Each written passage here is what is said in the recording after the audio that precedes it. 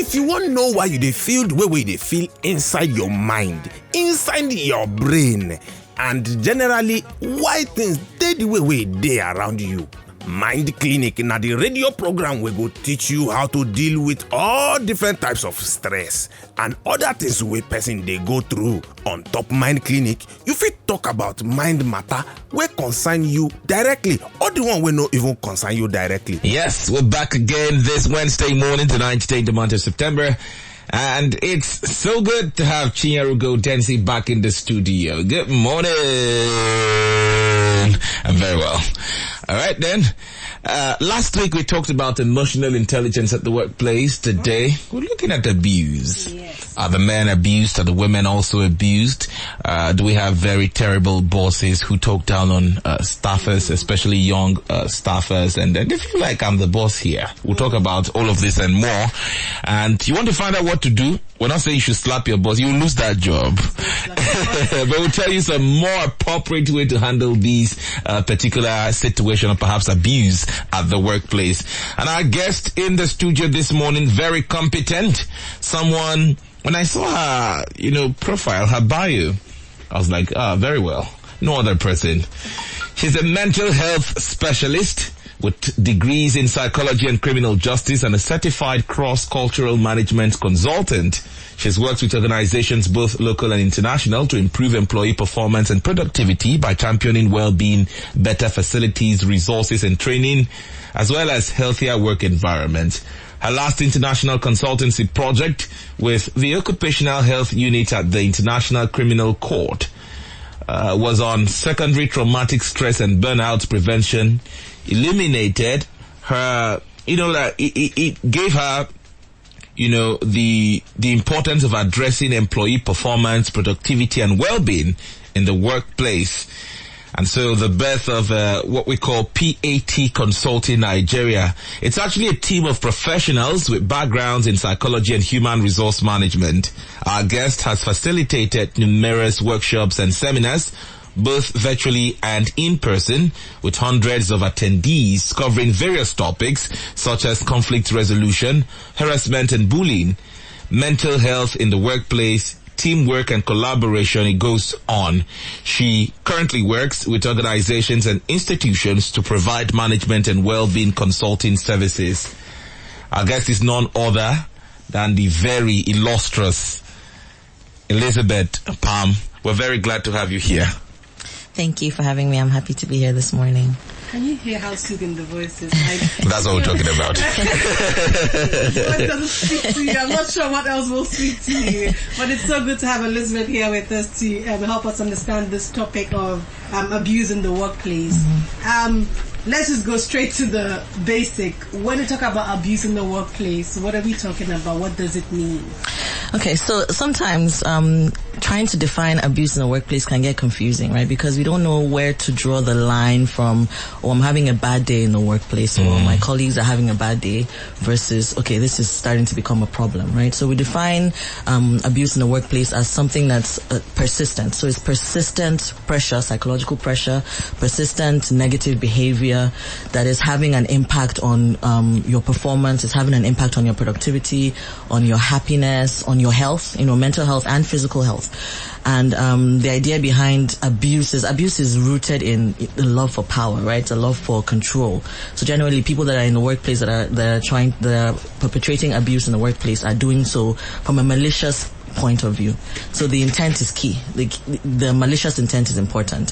So what is not abuse is, your boss telling you, sorry, you can't take these 3 days off because, you've used up your leave time, or, maybe not getting that promotion because you didn't quite qualify. So that is not abuse. But abuse is, there's a malicious intent. There's a wickedness. There's the meanness that's rooted in that. And, abuse can be very obvious, very visible, right? So it could be humiliation, when you stand and there's 20 people in the workspace and you start yelling at this one person, and you do it on Monday, next week Monday, and then on Friday and and then it becomes, it's a habit. So you're humiliating them in public, or, using mean words, or, giving them excessive workload, where it's visible, everybody can see. But it can also be quite subtle, where you're, excluding people trying to sabotage, gossip.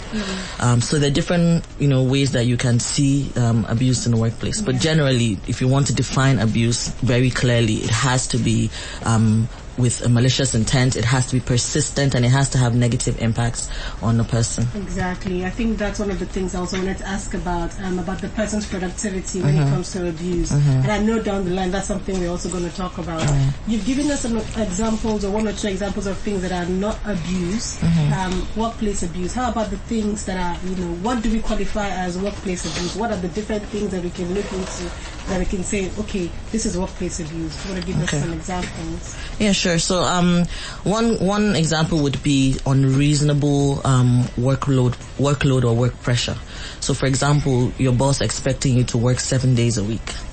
Everybody deserves a break. Everybody deserves time off. Yeah. You shouldn't be working 8 a.m. to 8 p.m. every day for 7 days. You're going to crash. And there's no way that you can sustain that over a period of time. And there's no way that is even, first of all, legal and ethical. Yeah. So obviously that doesn't help you. And then another thing that you can look out for, another thing that would qualify as abuse, is flagrant abuse. So insults, yelling, insulting your father and your mother and everybody around you, gossiping and sabotaging. That one is so important because people use gossip as a way to kind of create alliances in the workplace. So you see, and when you start with gossip and alliance creation and sabotaging, then you're entering the bullying arena, isn't it? And that bullying is the overarching, evidence of abuse in the workplace. And bullying has very long-reaching effects. I mean, I'm sure we can all remember, maybe not everybody, but let me not assume, but we can remember experiences of bullying from when we were kids.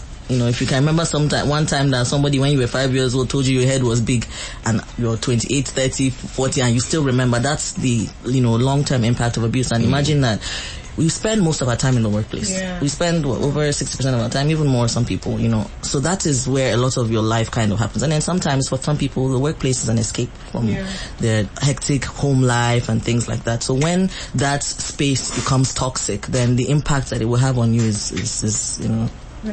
Very much so, yeah. Thank you for that. You earlier you said something about power being one of the causes of abuse in the workplace. Are there other things that could cause it? Oh yeah, competition. So see, maybe the boss will tell you in 2 months we have one role like this that we're going to promote somebody. And they think it's going to improve productivity because everybody is going to be fighting for that role. So let's say you have 10 people that are all qualified.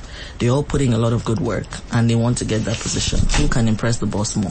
So it goes from who can impress the boss more to, okay, everybody's impressing the boss. How do I make sure that it's me that he sees? Or how do I make sure that he's not seeing Chika's work? Then it becomes, negative competition that leads to sabotage or leads to anger in the workplace and starts to create instability, right? So that's when you start seeing conflict and the workplace becomes kind of negative. So there's competition, there's poor leadership. So a lot of times actually bullying in the workplace is done by the bosses, right? And if the leader doesn't have we talked about emotional intelligence last week. If the leader doesn't have emotional intelligence, they don't have managerial skills. Because not everybody is supposed to be a leader or supposed to be a manager. There's skills that go beyond just the technical ability, right? You need to be able to have interpersonal skills. You need to be able to manage people, to understand behavior, understand how people work, understand motivation and things like that. So if, that manager is lacking those skills, lacking the desire to learn those skills or to, implement some of the skills that they do have, then they create the toxic work environment. So poor leadership, competition, excessive workload, even unresolved anger, personality issues, right? Some people are just mean. Yes. Some people are just wicked. And you have to take that into consideration. If you're a hiring manager and you're hiring people, it's great to look at a CV. It's great to look at technical, content, but it's also great to look at the person. You look at the personality that you're bringing, making sure that the team you're putting together is a good fit, right? You want that your colleagues get together, because another thing that opens up the door to abuse is when the team is not collaborating, when the team is competing against each other. They see themselves as not enemies per se, but I have to one up this person. Whereas if they saw themselves as, okay, we're working towards one common united goal, then there would be better harmony between them. So look for fit when you're hiring as a manager, as a HR person. Make sure that their personality works well with the culture or the environment that you want to create in your workplace. Yeah. So those are some of the causes that I would, Great. I think this is quite an important thing that we're talking about, because when we talk about fit in the workplace, a lot of the times, most people, HR managers, just pay attention to just their CV and qualifications, and it's beyond what the person knows. It's also how they bring what they know to the table and how they fit into the system. Because, like you rightly said, some people are just not nice people. Exactly. They're wicked, for lack of a better word. Some people are like that. Yeah. They would do better in a different setting. Compared to maybe the place you put them, maybe they will do better in a different setting. Let's talk a bit more about the whole power and competition, which is very present in Nigeria, the way we function in our head. That is just the way we work, and we have to be so strict and quote unquote mean to get work done. Let's talk a bit more about that. Okay, sure. The thing with power in the workplace is, like we said, a lot of times the bullying happens with bosses, right? So I think it's also bosses not understanding that there are many different leadership styles, and that each leadership style has its pros and cons, right? And understanding that communication is something that they need to actually study and understand. Communication is not just barking orders. Communication is not just, putting information out there and everybody's scrambling to understand what they're trying to say. So when it comes to a thing of power, it is possible to have authority. It is possible to exert power in a way that it is accepted from the masses. Yeah. So it's basically that they have to educate themselves, which, for example, is something that we struggle with, is trying to explain to organizations, trying to explain to managers that there's an importance for training for you as a manager. Learning is abundant, right? There's no, you can never know everything, right? We need to continue educating ourselves and improving on our skills. And this is one of the things that you need to learn what to do with power when you get it, how to use it to your benefit, because authority is important in the workplace, hands down. We can't, you have to manage, you have to lead. But how you go about it is what determines whether your workplace is toxic or whether your workplace is healthy, and how well your staff perform. And, for people in like senior management position, there's a lot of stress that comes with being in a place of leadership or a place of authority. So I 100% agree with the fact that expanding our skills in that area, learning a little bit more about how to manage people, even if you don't know, it's about also opening yourself up to learning how to work with people, building your interpersonal skills, managing stress, and understanding how to work with the people that you have. Because leadership plays a really big role when it comes to managing, workplace abuse and even establishing some protocol that protects your staff too. It's very important. Those are some of the things that organizations can incorporate to help them be better and work better and reduce abuse in the workplace. So for the person listening, how do you identify that there's abuse in the workplace? Or how do I identify that, okay, wait, I'm actually being abused in the workplace? Because some people don't know. Like, you may not just know that you're being abused, or you may not even know what signs to look out for to support the other person. So let's talk about workplace abuse and the signs. Okay. What are the signs? Okay. Let's look at it in two ways then. So if you're a manager, how do you identify that there's abuse going on in your work environment?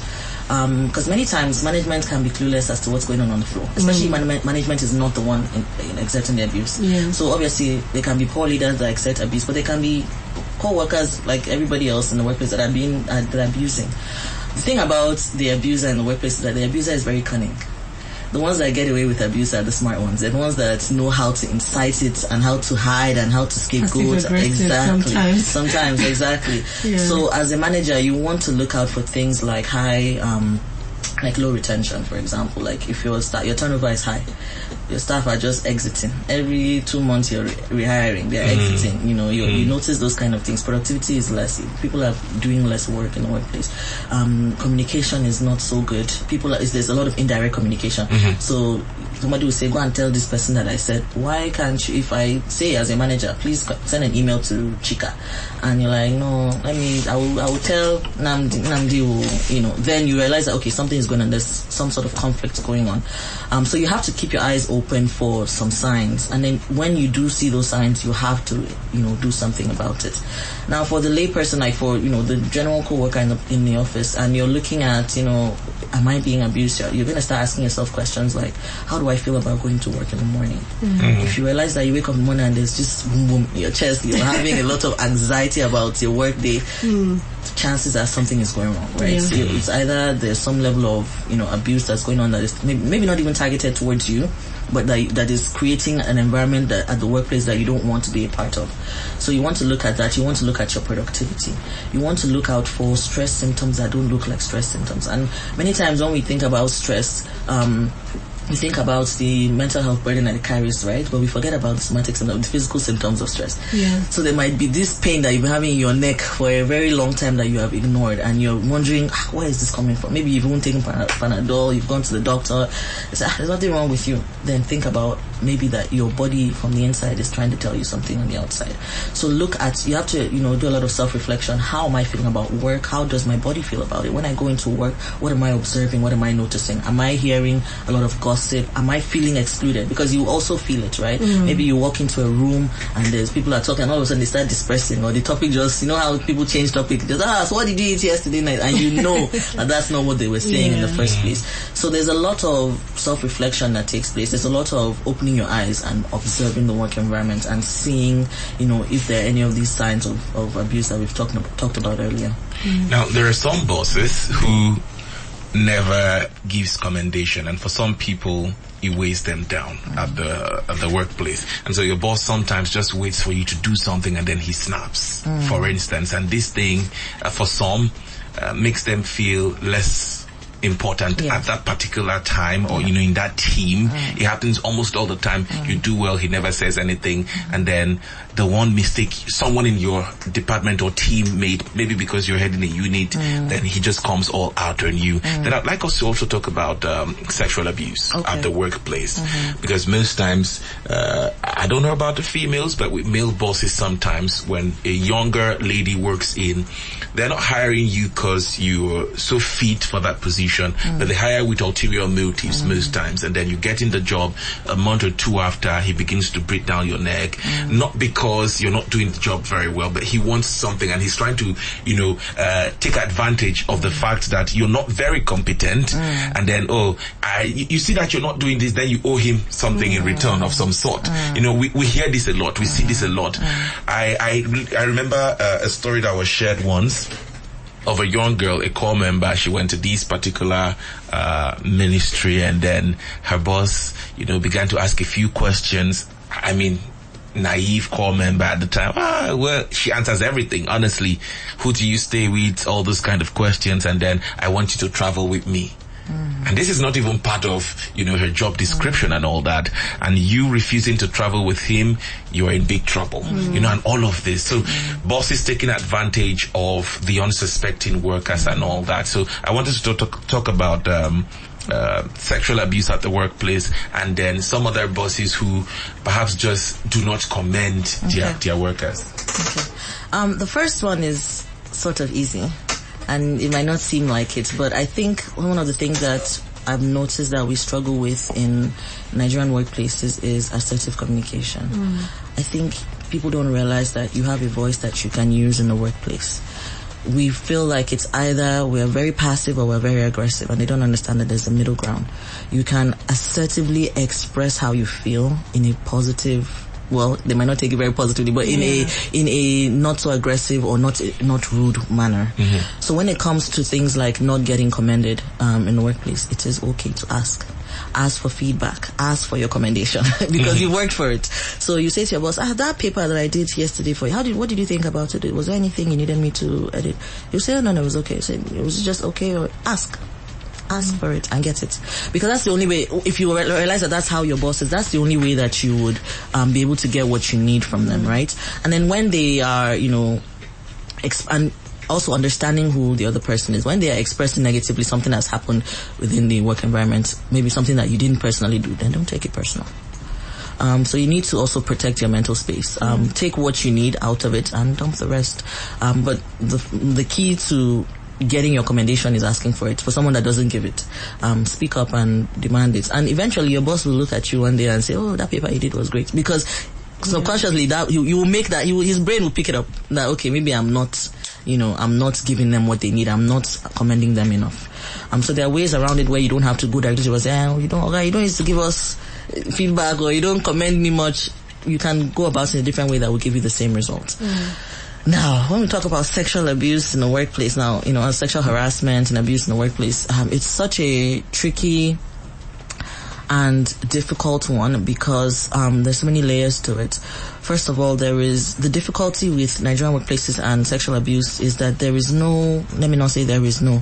there are limited avenues that someone who is being sexually abused can take, especially when it comes to somebody that they can report to. Obviously, we have the Human Rights Commission, and I'm sure we have some labor unions and things like that. But to what extent are those complaints taken seriously, right? As a psychologist and from a mental health perspective, I preach on individuals taking power over their own situation and over their own mental health and safety, or even physical health. So for me, in that area, my advice to anybody that's listening that's dealing with anything sort of sexual abuse or harassment in the workplace is seek help for yourself and get out of the situation if you can. Communicate it to somebody. Don't ever go through something like that by yourself. If you have a boss that is taking advantage of you and it's evident that it's taking advantage of you, complain to HR. Definitely complain to HR, complain to your immediate manager. Let it be known, as difficult as it is, because you will be shamed. The likelihood is that you will be pushed out of the work environment anyways. But you have to prioritize your safety, you have to prioritize your mental health, you have to prioritize your physical health, and you have to prioritize your well-being in general. There is no work that is worth that sacrifice. Sounds easy to say because we all need money. Let's be real here. Everybody needs a paycheck. But there are other paychecks out there. It might take a while to find it. You might hit rock bottom. You might struggle. But in the long run, it's better for you than having to deal with years long of PTSD and depression and trauma from that experience. So is it okay to just quit the job, look for something else? Okay. I don't even have to think twice about it. It is very okay to do that, especially with an unrepentant boss. If it's somebody that is crossing the boundaries just to test and see, because they will do that. They will start with small hand on your thigh, small, to see if you allow this. Before you know it, like you said, they're asking you to go to Maiduguri with them on a work trip. If you realize that, okay, if you say to him, sorry sir, I can't do that, I can't, this is not acceptable to me, and he leaves you be, and that is assertive communication, right? You've said your piece, and personally I would recommend that you still make a report to HR, because he didn't get away with it with you, but he might get away with it with somebody else. Well, that's just me. I'm troublesome. But if your boss is repentant in the sense that say, my apologies, I got carried away, it will never happen again, and it never happens again, keep your job, please. You don't go hungry because of. But there are some bosses who do not take no for an answer, and so because you turned them down, you get it hurt at that particular workplace. It becomes a very toxic environment for you. You might be the best on the team at the job, but you never get it right anymore just because you said no. So I'm not going to do this. You understand what I mean? Yeah. I think it goes back to what she said earlier about make sure that you let somebody know. You have to tell someone, because he might be coming to you because you're the younger person. He or she, let's not forget that also female bosses could also harass their employers. They might be coming to you strong, but there could be somebody else in the organization that can protect you, that they would not attack. So if you have that information to the right people, not just going to blab your mouth about everything. Exactly. So you have to speak to the right people, HR, your direct manager, or whoever it is else that's in a place of authority. Those people can stand in the gap, and those people can protect you. So you have to, you have to say it. You have to let somebody know. You have to let the right people know, and at least the people that will keep your confidentiality, because that's also something that we struggle with, confidentiality of things like this, because nobody wants to feel shamed or accused of something. Sorry, and I'll just add to that as well. And we say you have to let people know and you have to express yourself and you have to say it. Some people just really, really struggle with that and just cannot do it. And that's okay. At your own time, in your own space, you can do that. But then in that situation, in that scenario, it's okay to also just leave quietly. Okay. Put in your resignation and go. Because at that point in time, you're taking yourself out of the toxic environment, and that is perfectly fine too, because you have to do what's best for you. So in as much as we advocate for tell somebody, we know that no matter what decision you make, your choices, always come with consequences, whether they are, intended or not. Yeah. So protect yourself at whatever, at whatever cost it is for you. Yeah, 100%. Victor, over to you. All right, let's see if we can take one or two messages before we wrap up because of time. This one is, okay. Can I yell back at my boss? That's one. Is yelling at a co-worker an abuse? And finally, is yelling in the workplace part of harassment or abuse? All in one. The first one, can you yell back at your boss? Please don't.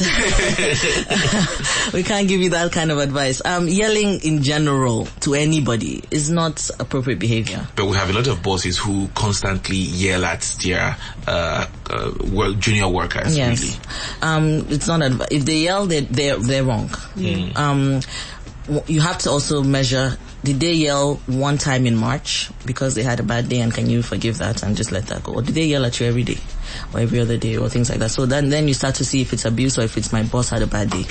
Or your boss just has a loud voice. Or he projects a little too loud, right? Yes. But no, you can't yell at your boss. Remember we said assertive communication. You can communicate back. So when your boss is yelling, you just be like, sorry sir, please don't speak to me like that. I don't appreciate it. And there are some bosses who don't take that. Of course, and that's the thing. In this life, we make choices, and there's always consequences to our choices, right? But we also have to stand up for ourselves to a certain degree and with respect. And that's why I said, you say, I'm sorry, sir, but I don't appreciate being spoken to like that. I understand that you're angry. You express yourself. He might run up to you and wants to punch you, and somebody will have to hold him back, and then you know that you have a really abusive boss. Or he might be a bit surprised and be taken aback and still be angry and then walk off. In fact, if he shows anger and walks off, you've won temporarily because you've taken him off guard. But you've also kind of de-escalated the situation. So don't yell at your boss. Sorry, what was the second one? Okay, second one. Co-workers. Yes, yelling at co-workers. Absolutely abusive. Okay. Don't do it. Communicate, people get us angry all the time, so we're human. We might go off the lid once in a while, but don't make it a habit. If you yell at a coworker because of something that they did, apologize. Make sure that you come back and say, look, I don't appreciate what you did, but I'm sorry that I raised my voice at you. I shouldn't have. Practice that so that you don't, get in the habit of being abusive, because nobody likes to be yelled at. Not babies, not adults, nobody. You don't want anybody screaming at you either. And the last one was, is yelling in the workplace classified as abuse? Definitely. Harassment. That's a big yes. Okay. So we'll just tie one other message from James because of our time, and then we run. This says, what factors could contribute to a hostile work environment, and how do you survive a toxic work culture? Okay, that's a good question. What factors contribute to hostile work environment? So, overworking, like we mentioned before, poor leadership, lack of team spirit. So instead of collaboration, we're talking more about competition amongst co-workers, encouraging gossip within the work environment, not prioritizing people's health and needs. How do you combat a toxic work environment while you're in it? It's very, very difficult for a toxic work environment to be combated from a non-managerial, non-leadership work environment perspective. So generally, the leader, the manager, the boss is the one that can really put in place strategies to combat toxic work environments. But you as an individual can play your own part, because if we all are, taking into account the kind of work environment that we want, if we're all trying to create a positive work environment for each other and for ourselves, then think about it, who is the abuser, right? So on your own, from your own perspective, look into how you behave in the workplace, communicate people around you, encourage people around you to be more positive in the workplace, protect yourself, protect your mental health, assertively communicate your needs to your boss. If you guys come together as a team and say, look, something is going on in this workplace, we need to address something, bring it up, have those conversations. Those are the little ways that you can within yourself bring change to your work environment and make it a healthier place. And finally here, how would you advise an individual to deal with workplace abuse? Perhaps in 30 seconds. Yeah, so I mean, it's back to what I've said, right? Yes, So yes. And initially I said it depends on who the individual is. So as a manager, you need to implement strategies. So first of all, you need to identify where the abuse is coming from. As a manager, the most important thing is you have to engage with your staff. So you can't be an absentee manager, a manager that just locks himself in the room, because you won't know what's going on within on the work floor. So you go there, you talk to people, get to know what their struggles are, get to identify who's the troublesome person there. How frequently should the bosses do this? Oh, as frequent as possible. You have to be involved. I mean, it might not be the CEO that is doing it with everybody, but the managers, the floor managers, especially supervisors and things, that there needs to be in constant engagement with staff, because then you will hear what the real struggles are and then you can address them and nip them in the bud. But then as an individual, like we said, you be the change that you want to see in your environment. Be the positive person. Encourage people around you to be positive as well. Yeah. Elizabeth Palm, we had mentioned no better person to have this conversation with. Exactly.